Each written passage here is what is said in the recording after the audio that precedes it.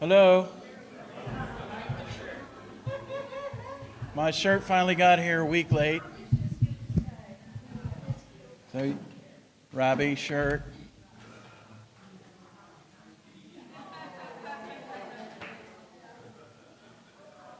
Yeah, that's what I get for going all out for you people. Good afternoon. Welcome to Lunch with Books. So I am getting use out of the shirt so that it is now tax deductible. Welcome to Lunch with Books. Please have a seat, young lady. I have told a few people, but we put up signs today, and next week I'll have more information, but in early April we will start our series, People's University, on the Vietnam War. It's the 50th anniversary in April of the fall of Saigon, so there'll also be an exhibit here from West Virginia Humanities related to that, and so that'll start in April. Next week, William Calabash will be here, former U.S. attorney who prosecuted some famous felons, and his book is called Justice Never Rests. So that will be next week on the 4th. And on the 11th, our first program for Black History Month is called Appalachia Testimonies. The gentleman is from North Carolina. He is a storytelling photographer named Chris Aluka Berry. He's actually from Asheville, which was the place hit badly by the hurricane. And the book is about the African-American population of Appalachia. And it's a photography book, coffee table. And you'll be able to get it for about half price. It's a very expensive book. And then on the 18th, the Ann Thomas Memorial Lecture. This year we feature Dr. Betty Kilby. Her program is called Soldiers Without Uniforms, Miss Ann and Me, and she will talk about integrating high schools back in the 50s that was, and related to both of their stories, the Brown versus Board of Education decision, etc. Okay, today we welcome Bonnie Proudfoot. She was born in New York City, but in 1979 moved to Wetzel County, West Virginia. Her fiction, poetry, reviews, and essays can be found in journals and anthologies. She's been nominated twice for Pushcart Prize, as well as Best of the Net. Her novel, Goshen Road, which she'll be telling you about today. Is it Goshen or Goshen? Goshen Road. I got it right for once.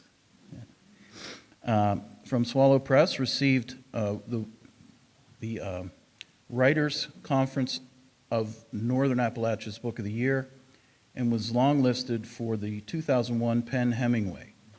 Her 2022 poetry chapbook, Household Gods, can be found on Sheila Nagig Editions. A book of poems, Incomer, is forthcoming in 2025 from Shadeland House Modern Press. Bonnie currently resides in Athens, Ohio. Please welcome Bonnie Proudfoot.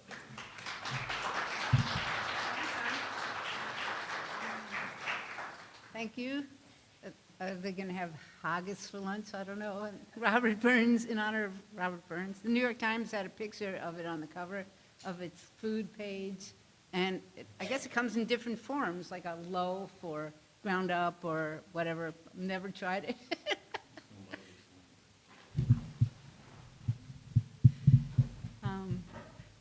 My last name is Scottish, Proudfoot. My ex is from Barber County, West Virginia. Can you hear me all right? And Randolph County, they live around that area, and they have a tartan and a family crest, and they do the haggis thing, and a wee dram at New Year's, and but I wasn't brought up in that tradition. I'll talk a little bit about that today. So it was there was a clash of cultures right from the start. Thank you so much for coming out today, and thanks, Sean, also, and the whole program, Lunch with Books, everything I read about it, it looks fantastic. I wish I lived closer so I could come. I want to spend a little bit of time talking about my book, my novel, my poetry book, but mostly talk about my novel today and also do a little reading from my novel so you can get exposed to the characters in the novel. I was born and raised in New York City, like Sean said, and I moved to West Virginia in the 1970s. I was sort of enticed by this fellow that I met at SUNY Buffalo, and his whole family was from the Elkins area. And so my journey as an author and my books are really linked to my journey in life. So when I moved in the 1970s, I really was an outsider. I came to rural West Virginia, and I was raised in Queens, and that's pretty urban, right? I mean, I took a bus to take a subway to get to my high school. My high school had over 5,200 students. I grew up in an apartment building with 84 units. All the trees had small patches of brown dirt around it, and then sidewalk, you know how that goes, right? And if I wanted, in the morning, if I wanted food, I would just cross the street and go to the bagel store and get the bagel. If I was walking the dog, I'd tie the dog to a parking meter and go in the bagel store and then grab the bagels and the milk and go back home for breakfast, maybe buy the newspaper. Imagine my surprise when I first came down to West Virginia, rural West Virginia, rural Wetzel County. And if those of you who know anything about Wetzel County, New Martinsville's the county seat, right? So this town I moved into that is loosely where Goshen Road is based was Smithfield, West Virginia, population 200, and practically none of them lived in town. Town had a post office and a gas station. When I first came down, it was spring. When I came down to West Virginia, it was springtime. Dogwoods and redbuds were blooming on the hillside. And I remember thinking, who planted all those trees? I just drove down Route 79 and from Pittsburgh and was on the way to Elkins to visit my ex's family. And I soon became fascinated, really, with their lifestyle and who they were. They had been living off the land for generations. They had a spirit of self-reliance that extended to having a sawmill, barns and outbuildings. They had cut the trees for their house on the hillside. And when they stepped outside to walk between the house and the barn, it was a little tiny walk that they paved themselves, with slate from the river and lined with flowers. They picked strawberries in June, blueberries in July, raspberries in August, apples in September, and pears in October. They harvested black walnuts, hickory nuts, made maple syrup, caught bass and bluegill in the pond, canned vegetables, butchered their own hogs and cows, and cured their own ham. And trust me, I went to the butcher store and asked for a quarter pound of bologna, One spring morning, visiting my ex's grandmother, I looked out the screen door of the kitchen and about eye level saw a groundhog sitting in the crotch of a dwarf cherry tree, helping himself to the cherries, his little hands just grabbing little handfuls of cherries. And by that time, his grandmother's eyesight was failing, but she said the same groundhog came every year.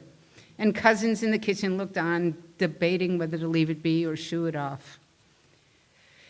Almost as soon as I started living in West Virginia, I wanted to learn as much as I could about the place I was living in, and I wanted to write about it as well. I admired the self-sufficiency and generational knowledge that I saw around me. People valued their elders. They valued the lessons about living on the land that they learned from each other. And I became aware that I carried multiple versions of life with me. The one I was raised with, the urban sort of cosmopolitan New Yorker, New York Times reading version, my family, right?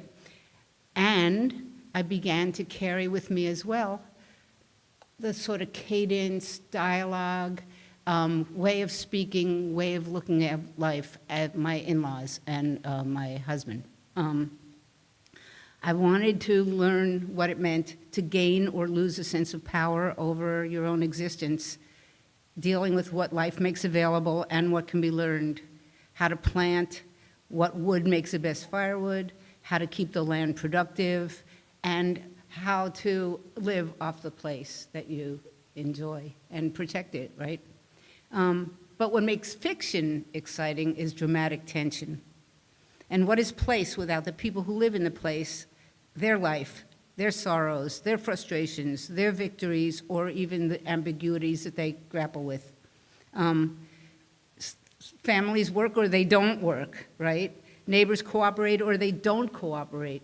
Children are raised to either follow in their parents' footsteps, but sometimes they don't want to, right? And I learned I learned a lot of lessons at the dining room and kitchen table of my neighbors. I learned that some husbands did not want their wives to drive. I learned that some husbands did not want their wives to work.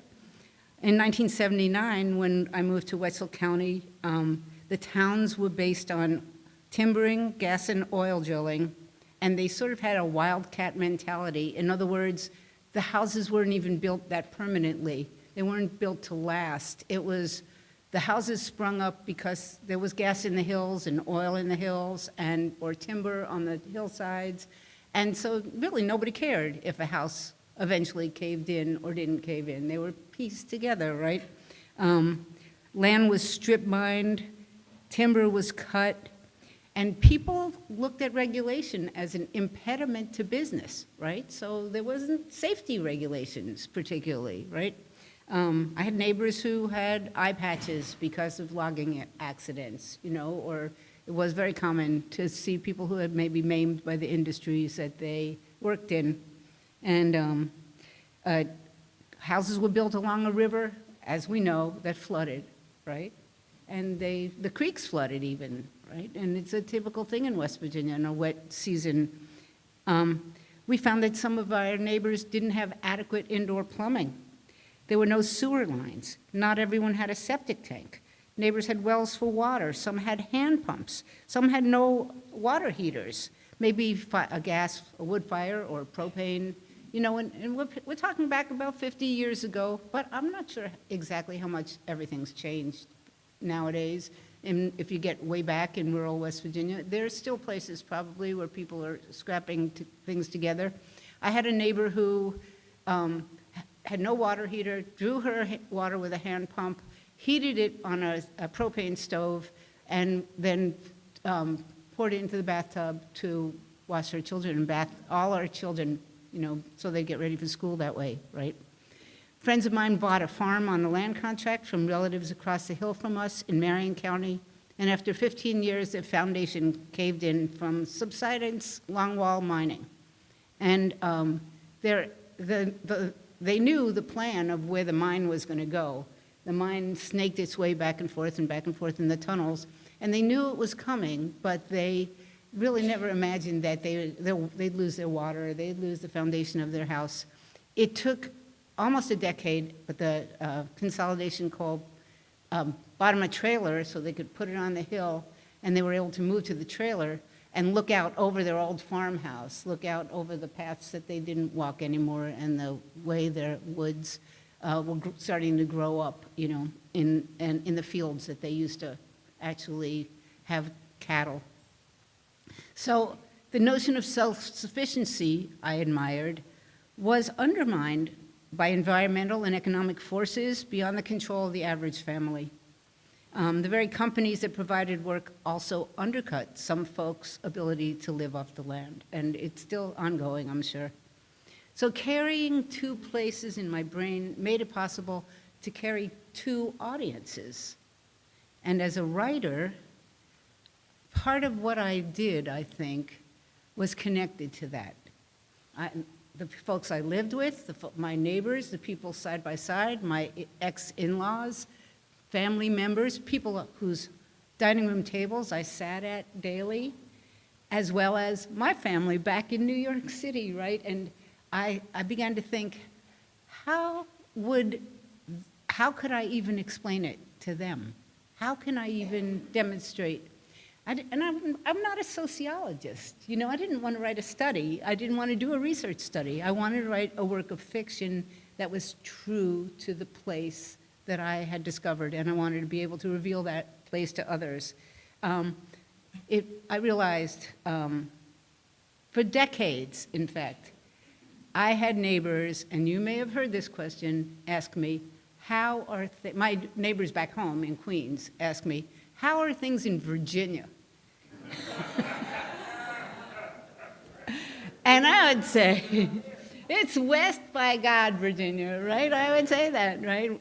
No, I don't live, they would say, oh, I knew a chap from Roanoke. He was a heck of a guy, right? No, not Roanoke, no, West Virginia.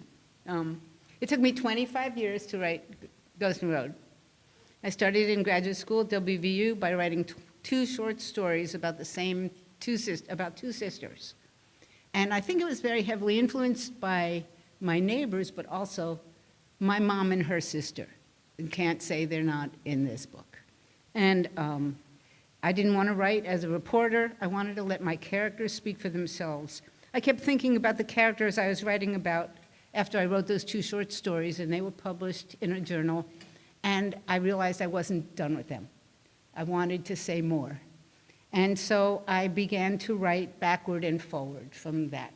The two short stories that I wrote are in the center of the book, Goshen Road, and the chapters are almost like independent short stories. And I had read a book by Louise Erdrich. I don't know if you are familiar with her. She's a wonderful Minnesota writer, and she's Native American. And she wrote a book called Love Medicine and another book called The Beat Queen. And she's got The Night Watchman and a bunch of other new books. I highly recommend her books. Anyway, the style of storytelling I sort of stole from her. It's called linked narrative. So that the stories are sequential and they follow in a timeline, but it's not a straight ahead. The chapters are stories, in other words. The chapters are sequential, but they also are standalone stories. And I had to do that because I had a whole bunch of characters and I wanted them to speak for themselves. And so sometimes in some of the chapters, one character will be the narrator. And sometimes in another chapter, another character will be a narrator. Sometimes during the course of the story, I'll have a distant third-person point of view, but I'll hover close as a narrator. And so I'll be saying, Lux did this or Dessie did this, but sometimes Dessie talks for herself or Dessie's younger sister, Billie, talks for herself. And I had to do that so that the characters could tell their own stories. So it didn't sound like city girl talking about country people. I realized that wouldn't be authentic. It had too much distance if I would do that. As I wrote, I began to think, I did not want to do a disservice to my neighbors. I did not want to appear condescending. I didn't want to appear to be talking about them or interfering with them telling their own story. But at the same time, I wanted to reveal enough so that maybe my family members back in New York City would know something about what it was like to live in rural West Virginia and why people made the choices that they made, why they lived the life that they lived. And ultimately, the big question, why do you stay, right? Why do we stay? Why do they stay? Why do they stay on the land? Why do they want their kids to stay on the land? When the opportunities and the income and all of the temptations of the big city, right, were, just as far away as Morgantown, really, 30, 40 miles, but it might as well be another whole world, right? And why? Why? So that was at the heart for me, right? I had the good fortune to have come to West Virginia in the 1970s, and I left West Virginia in the 1990s, and so the book is set just a little bit before that, from the 1970s to the 1990s. Pretty much prior to the opioid epidemic, I have to say, that really wasn't a thing yet when I left. So in a way, I sidestepped a lot of the devastation that was caused by that, and I know I did. But I also felt like it was at a juncture of history. Modernization was happening. When I first moved to West Virginia, where did the news come from? KDKA, right? Wheeling Radio. That was it. It was in everybody's house, right? And what did my characters listen to? They listened to, Casey Kasem and the top 20 rock songs of America, in the countdown on Sunday afternoons or whatever. And then they also listened to the preachers, right, that would come in on the radio. And they listened to the Pirates on the radio, right? Bit by bit with modernization. Because people didn't have cable TV. They had antennas, and they had if they got reception, they got one channel, WBOI from Clarksburg, maybe that was it, right? And that was, Sunday morning pastors, and the news and weather was about it, and most of the time people didn't even watch TV. And up the hollows, you couldn't get any reception. It wasn't even really worth it. So you listened to the radio, and that was about it. So, how does place influence who we are? How does place really help determine how we're raised and who we are? What kind of essential qualities of living in a place filter through to help create identity? And that's kind of a question at the heart of this book. Anyway, that was my goal. Writing about place, you have to describe it really well. And that wasn't hard for me. I loved where I lived. I loved rural West Virginia. I loved the landscape of rural West Virginia. I loved the creek that was high in the springtime and low in the middle of the summer, right? I loved how the ground felt under my feet every day, slightly different. I loved watching the daffodils, and not even the daffodils, jonquils come up in the old house sites, right? And I had a horse, I rode my horse, right? So place and setting, the way I look at it, has to be authentic in a book. It can't be a set of preconceived notions or stereotypes. It has to feel real, and it has to feel earned, and it has to feel lived. So anyway, that was my goal. I set out to write this book, and I guess maybe that's why it took me 25 years to write. So I'll start with a poem. This poem's called Almost Heaven. And then I'll read some sections from the book, like I said. This is about when I first showed up in West Virginia. My ex came up to Buffalo, where I was living at the time, loaded everything I owned up in a pickup truck, right? And off we went down to Fairmont, which was where we landed first. It could have been a movie set. Woods gave way to a clearing, a clapboard farmhouse, a porch swing, silver maple with rose-tinged leaves. I thought that love, a garden, a horse that pushed its pink muzzle into my grassy palm, and the promise of land, a backdrop he and I could paint together, would be all I'd ever need. Almost heaven, until two of his brothers drove up, a doe strapped to the roof of their car, body split, tongue lolling, eyes holding less light than chunks of coal. No one spoke to me, as if they figured I wouldn't stay. No one mentioned the deer. Outside, the wind flexed its muscles, the carcass swayed from the rafters, curling into itself, an inverted question mark. Rifles leaned against the woodbin. Blood-stained boots dried on the hearthrug. Somewhere, a donkey brayed like Hank Williams about this lonely life. Bats swept the sky until blackness consumed it all. From the porch swing, night folded its wings over my eyes. Threshold of rough-hewn slats, how to carry myself across. So that's Almost Heaven poem. Thank you. And one more poem, and it's called, I forgot to say two poems actually. A Brief History of Wetzel County. Here is a hill, a trail, shale rocks crumble into earth. Shale rocks crumble into earth when I step on them. Canes of multiflora rose tug my arms, legs, neck, face. Here fog hugs the valleys. Autumn sun dips behind the ridgeline before 3. Stumps of chestnut trees are wider than any living trees. Squirrels hide in oak branches. Here, Louis Wetzel, born in 1764 on the South Branch of the Potomac, resolved to kill as many Indians as possible. Here, I stumble over rusted steel pipelines, find pylons from drilling rigs and gas wells. Skid roads from loggers are lined with mountain blueberries, tiny, sweet, and tart. Thick vines of Virginia creeper and poison ivy dangle from the tree canopy like broken tightropes. Here, Louis Wetzel was the first to volunteer when it came to hunting down Indians. Beside the trail, I bend to scoop up a perfect flaked slate arrowhead. Under a blackberry bush, a copperhead watches and never even flicks its forked tongue. So that's it.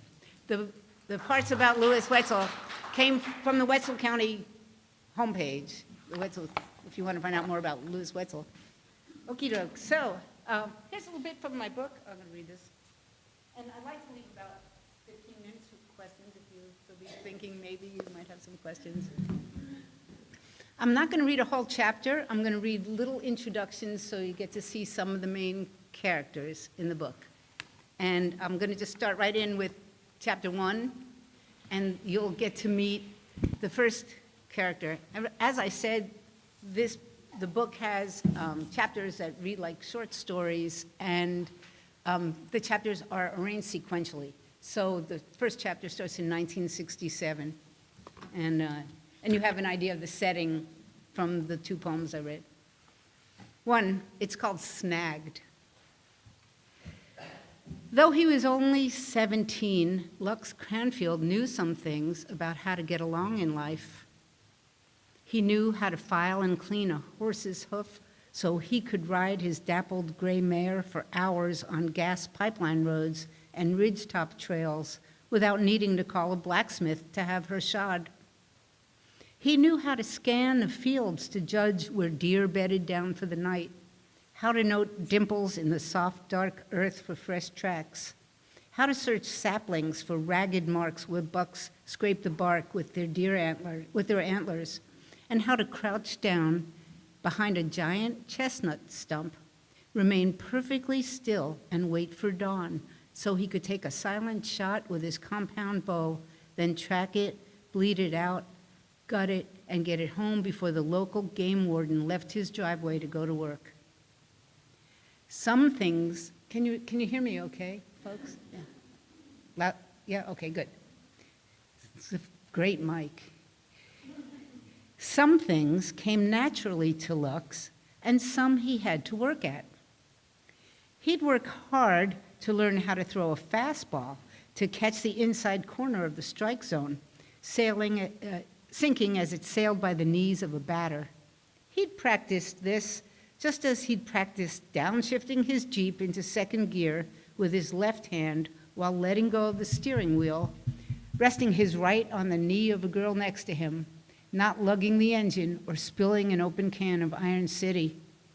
He learned how to drop a towering red oak by sawing a deep wedge across its base at the correct height and angle, then how to slice down into the wedge so that the weight of the tree shifted gradually and gravity took over, trunk and crown falling where he wanted it to, downhill toward the skidder. Lux knew he had a knack for some things, and he had good aim, and that these skills had gotten him the job of his dreams, cutting timber for A1 lumber. But if that didn't work out, he could beat the draft by enlisting in the U.S. Army or the West Virginia National Guard and take a couple of years to figure out his next steps.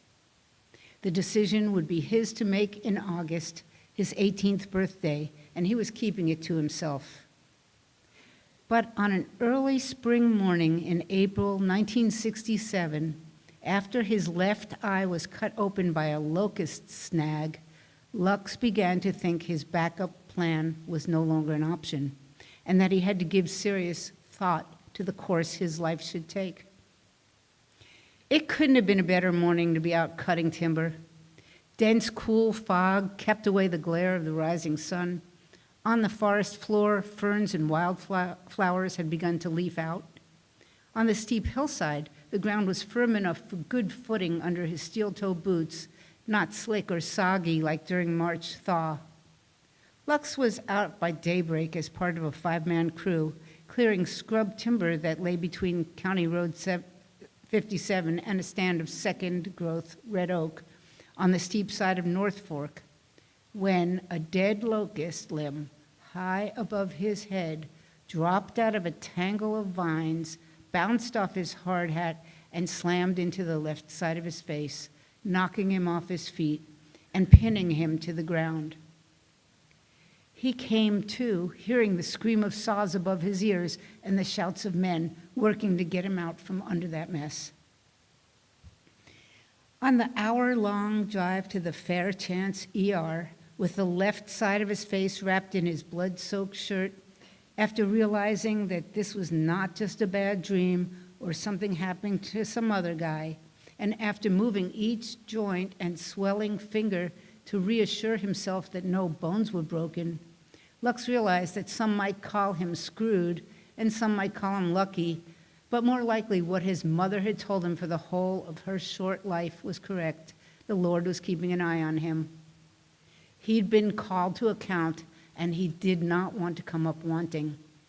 He had to quit running wild and staying out half the night, get more of a grip on his life, and settle down with someone calm and steady, the right girl who would keep him on the right track. In the last straightaway before town, Lux knew who that girl should be. He sat up for a moment to catch his breath and clear his throbbing head in the passenger seat of Alan Ray's speeding Bronco.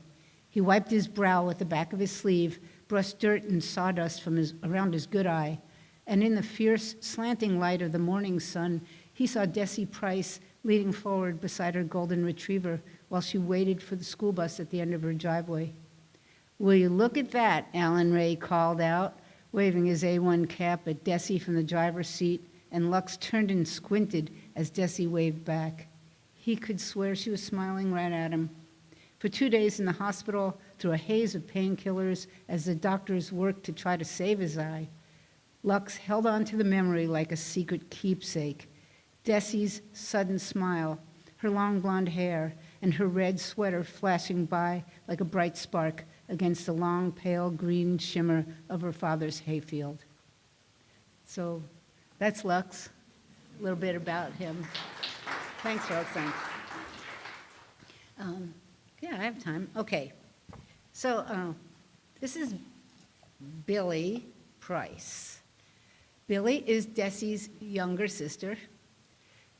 Billie is in the 9th grade. This is also 1967. This is chapter 2, and it takes place kind of sequentially about 3 or 4 months after we meet Lux, and Lux decides he's going to go after Dessie, the older sister. Billie's not crazy about Lux, by the way. She has a few things in mind. She doesn't love how he picks on her.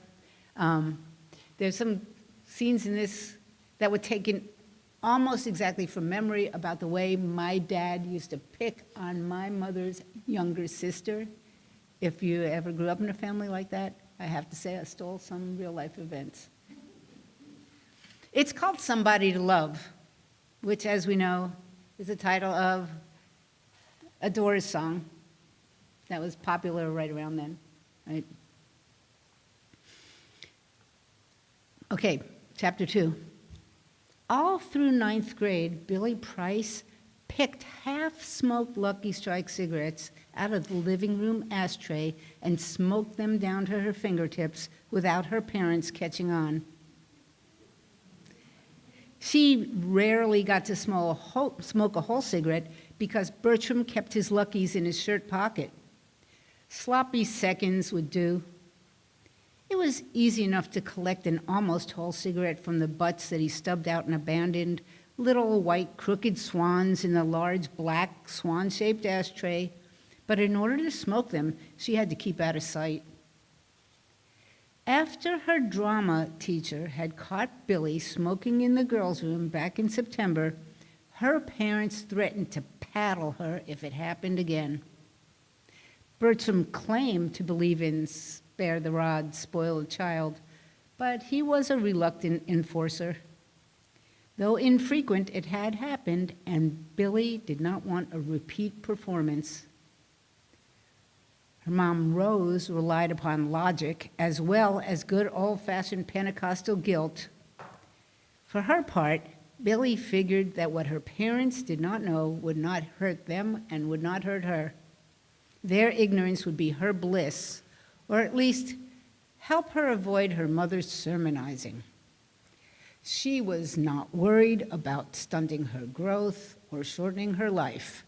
She did not care about bad breath, wrinkles on her face, or worst of all, attracting the wrong kind of male attention. Rose had it all wrong.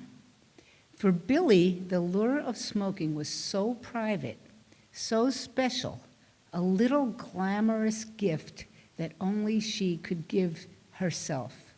A brief glimpse at the way life should be instead of the way life was. School, chores, homework, school, church on Sunday morning, church on Wednesday night, homework, clothes on the line, clothes off the line, then repeat.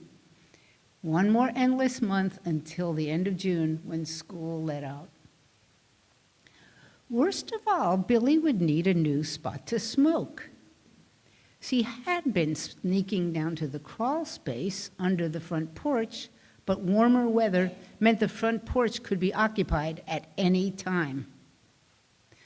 Other options included the spring house, a little storage pantry in the backyard dug into the steep hillside where seed potatoes and canned goods was stacked on moldy shelves, but that place was as spooky as a crypt. Or the barn across the field, but too many stories about fires in barns kept Billie from smoking around dry hay in any kind of weather.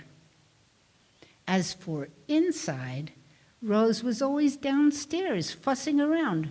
Upstairs, her parents' bedroom was off limits, and that only left the girls' bedroom, a large rectangular room Bertram had divided using a 3/4 wall to create some privacy. Sound and light traveled over the divider, and smoke would, too.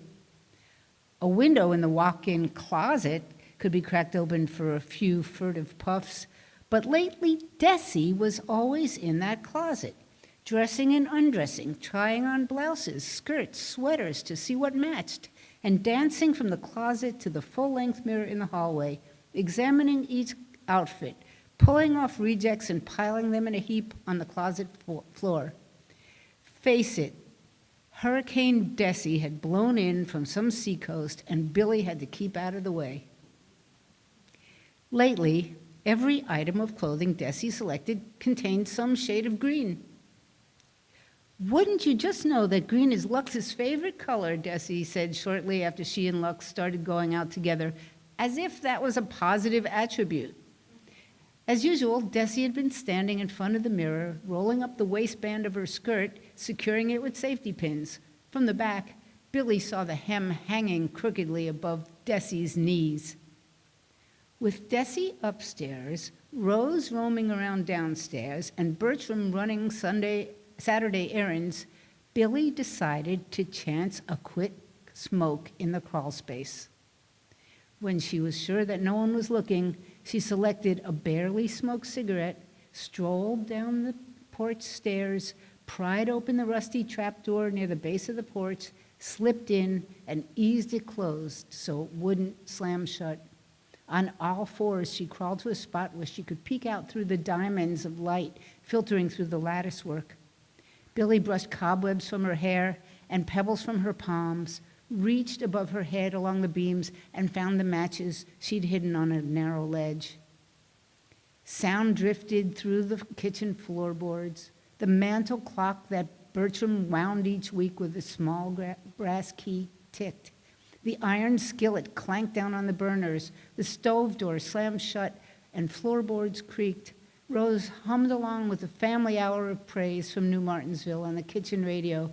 Then the gospel choir ended, and a man with a sing-song, wheezing voice crowed, "Hallelujah, rejoice all you sinners, for your Redeemer is come." Under the porch, Billie felt mildly sinful. Was she a for real sinner? God, who sees it all, must be observing these acts of outright theft, parental deception, and disobedience.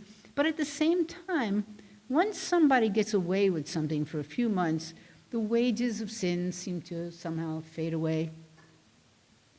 Billie pinched the filterless cigarette to straighten out the bent part, lit a match, took a deep pull, and tried to keep from coughing. She hoped she wouldn't be called to help cook, especially so she didn't have to listen to the sermonizing on the radio. She didn't even care what supper was. It would be something boring. She let the smoke roll between her tongue and the roof of her mouth. Maybe tonight she could go to town with Dessie and Lux to the new Italian pizza parlor, Martino's. Everyone at school was talking about the place. They sold pizza by the slice and served tall, icy glasses of Coca-Cola. They even had a jukebox with top 40 singles and a dance floor. Billie drew smoke into her lungs, puckered her lips, and tried to flick her tongue as she exhaled, practicing smoke rings. She knew if she stayed home, she'd have to finish her sewing project for home ec and a pile of earth science homework. That almost made her wish she was the one who was quitting school in June and getting married in September instead of Dessie. Not that Billie would ever marry Lux, the conceited jerk. All he ever did was pick on her. Lately, he'd been calling her Bonnie or Bag of Bones or even Bonesy Billie. Last night, when they were all on the porch, Lux came up to her like he was going to give her a hug around the waist. He actually seemed civilized for a moment, talking to her like a normal human being, saying, "Hey, Billie, what you been up to?" Then, in front of Alan Ray and Dessie, Lux acted like Billie's ribs were poking into his arms. "Ouch, ouch," Lux said, backing away as if he was hurt. So Billie took her right elbow and jabbed him in the belly. Okay, so that's what's going on there. I'll take about another few minutes. Is that okay? And read a little bit more? Yeah? Okay. So the person we haven't heard from really is Dessie yet. And you notice the first two chapters that I read have been third-person narration. There are a couple of other where people speak for themselves. We hear Lux speak for himself in the chapter that he proposes to Dessie, but I'm not going to read that. Instead, I'm going to read this chapter 6 a little bit, because here's where Dessie finally talks. So the voice we hear, this is in 1971. This chapter takes place over a period of 1971 to 1975. And the character who's speaking is Dessie, the older sister, who by now is married to Lux. It's called The Goshen Road, so it's the title story. Anybody know where that exit is off Route 79 outside of Morgantown, Goshen Road? Yeah. And there's a community called Arthurdale, not far from there. That's at the end of the Goshen Road. Pretty historic community started by Eleanor Roosevelt.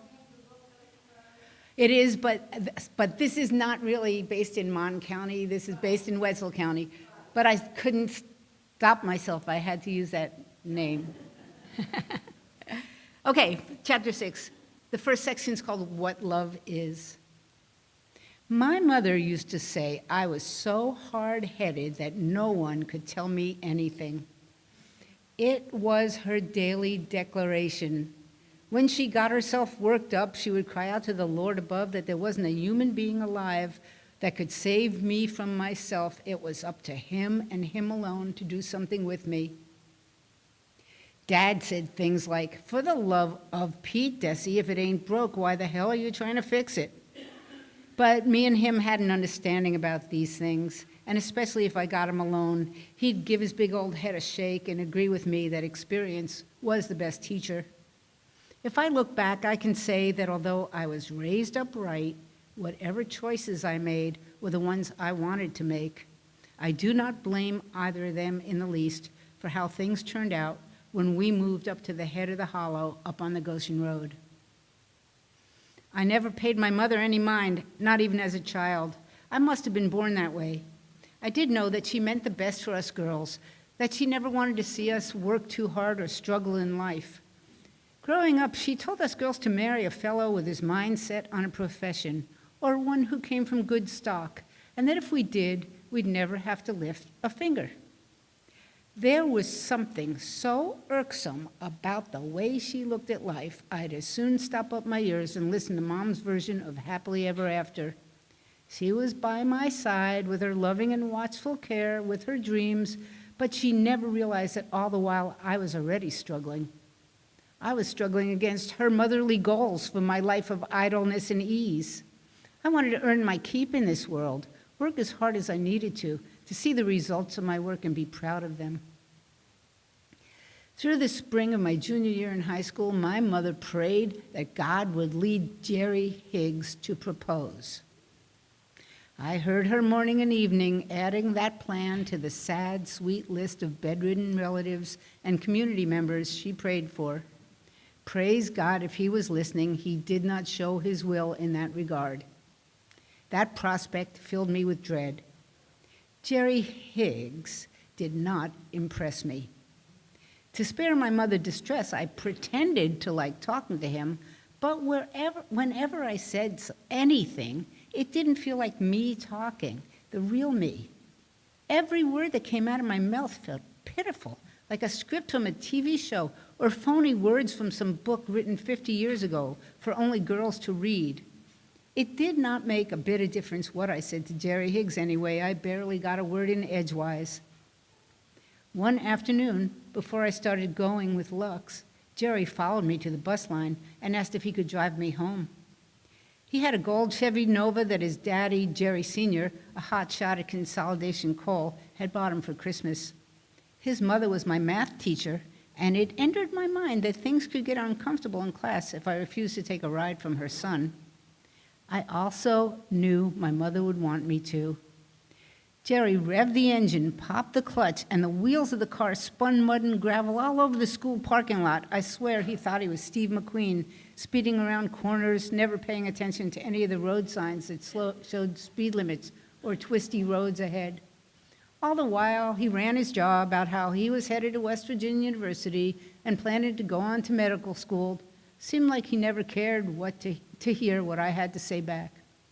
Halfway home, Jerry stopped at a pull-off on the top of Peckinpah Ridge and began to slide himself over to my side of the front seat. I inched away until I was crammed against the door handle on my seat of the car. He acted like I should let him put his pudgy Roman hands up my skirt because someday he would be a medical doctor and because he had such a shiny new Chevy to drive around in. His breath smelled like sour, overripe onions. Worst of all, he had this blank, greedy look in his eyes that put me in mind of a boar hog, ready to gobble down his evening feed before he even checked to see what was set out before him. I crossed my arms over my chest. My legs clamped themselves together. And then I said, "Take me home right now, Dr. Higgs, or I will walk and get there just fine on my own." Those were the last words I ever said to him, but I do not only blame Jerry Higgs. I blame myself, too. The time for make-believe was over. Okay. Thanks, folks. So I'd be happy to answer any questions that you might have in the next 10 minutes about my book or the journey I took as an author. It's for the people online. What's the excerpt you just read from chapter 6? Was that one of the standalone stories that you had written? So, no, each chapter itself is a standalone chapter that I kind of thought maybe I'd publish independently before I even decided to make the novel into a full novel. But that is just, that sort of, I needed a way for Dessie to begin to introduce herself to the world. That part goes on, so there's almost a novella, that chapter, The Goshen Road. It spans so many years and all. So that's just a little section from that. Well, you said there were two. You said that there were two things that you had published that were in the middle of the book, and I just wondered if that was one of them. No, one was about Thanksgiving, actually, and one was about one of the sisters decides to get her driver's license. So two separate stories, one about, a hunting week in West Virginia is Thanksgiving week, and about Lux, who has a son by then, and how he wants his son to learn to hunt all during that week. And back then, deer were more scarce. When I moved to West Virginia in the 1970s, it was a big deal to even see a deer. Now it's like, I drive down the road in terror, right? But people used to put out salt licks and stand in a tree stand all day long. And so it's funny because I wonder how people will respond when they read the book. And because there's a hunting scene where nobody finds all day long. Nobody sees a deer, nobody sees a deer. And they always used to say this one thing. All those hunters from Ohio coming over and shooting our deer. But yeah, so the two stories, one was about a driver's license and then the other one was about Thanksgiving. Thanks. Yep. Here you go. What was your family's first reaction when you announced an interest in rural West Virginia? So my mom and dad were pretty shocked. Because my mom was sort of like, seen one tree, seen them all. I hate to say it, but she kind of was, And then, of course, we moved up a hollow with an outhouse, so I had to take pictures embarrassing her of her walking out. But when they came and saw, we had horses and turkeys and chickens, and the biggest draw was the baby that came, so they couldn't not stay away. I think it grew on them. My grandmother, who didn't live that long, unfortunately, after I married my ex, said, "It looks like you finally found your Robin Hood."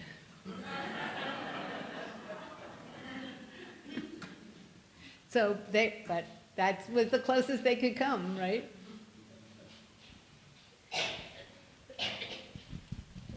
Great, that's great questions, folks. Thank you.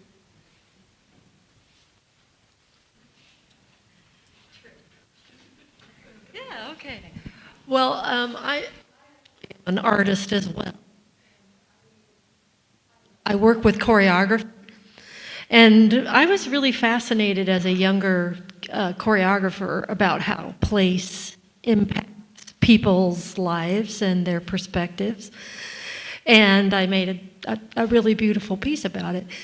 But I'm wondering, it's something that I've been watching in the culture since I was a young woman, and that's how much digital technology is impacting our relationship to the world around us, and how much that determines how we relate to our environments. And I just wonder, is that something that you have been thinking about, and do you work with that as a concept inside your novel?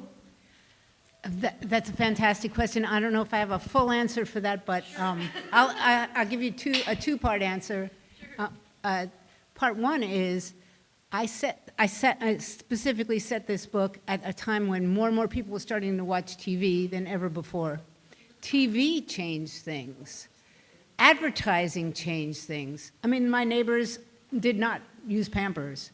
They used cloth diapers, and they hung them on the line and wrung them out and washed. And washing diapers took up a ton of time. Well, all of a sudden, they're seeing ads for people who use Pampers. My baby doesn't leak, and my baby this, and my baby that. But their whole economy really wasn't geared quite. I mean, these are folks who had commodity food, and their economy wasn't geared toward like that kind of lifestyle. I think it created, at first with television, two things happened. Storytelling and native things that were part of families, even like, playing a banjo by the fire at night or whatever. Less and less of that was happening, even though my ex played fiddle, some of his family was musical, my son plays banjo, but less and less families did that. And you had to really work at like preserving mountain lore. And I think TV was a big distraction. But now, for example, my ex-neighbors are all on Facebook, and when this book came out, they're messaging me, and I sent them the copies of the book, and they messaged me back, and They were very worried that I would tell like real stories about their lives. But I didn't. You know, these are fictionalized characters and fictionalized stories. The setting is as literal as it can be. And the dialogue tags and the way people speak as literal as it could be. But really, I didn't steal aspects of their lives. So, but people, now all my ex-neighbors are on Facebook. I mean, you can get technology, right? So life is different. And also, more young women go on to either junior college or actually college. More women are driving. I mean, the world has shifted. And I think modernity sunk in. But this book is set kind of on the cusp of that. I think a dance performance that evoked place like that would be just stunning.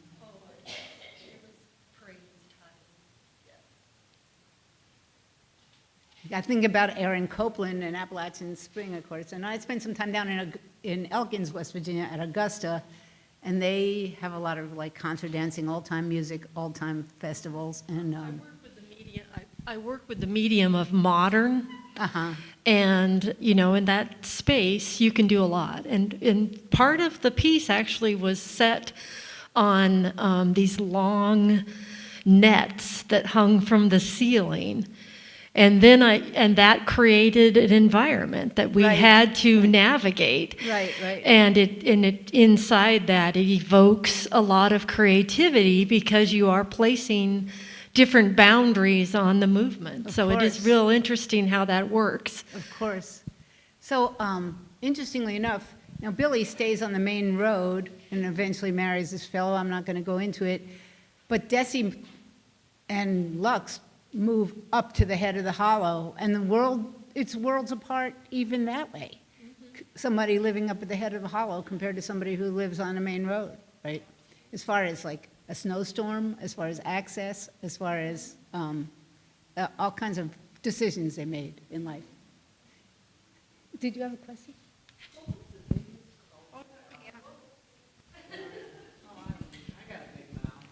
That's for the people online. There you go. Okay. What was the biggest call coming from New York to West Virginia? I think that dead deer, and realizing that it was just normal, you know, for people to kill a deer and then butcher it and turn it into a hamburger or whatever, roasts, right? Watching an animal hang, right? I mean, you know, and eventually we did raise some animals, and I always had a hard time with animals, that kind of thing. Yeah. So for me, even chickens and, you know, I got attached to everything. I never could really look at meat as a lifestyle choice when it came to like growing your own, even though it's healthy, right? It's healthy to raise your own animals. It's healthy to know what you're feeding them. It's healthy to not have to go to the store and mass farming and all of that. But I always had I think You're not allowed to name them. yeah.